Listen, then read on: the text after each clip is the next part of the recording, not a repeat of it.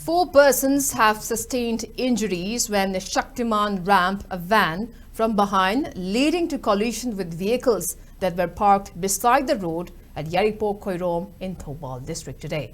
According to police reports, the incident occurred this morning around 9:15 a.m. near Golden Pillar Foundation School at Khoirom, Makhalegai.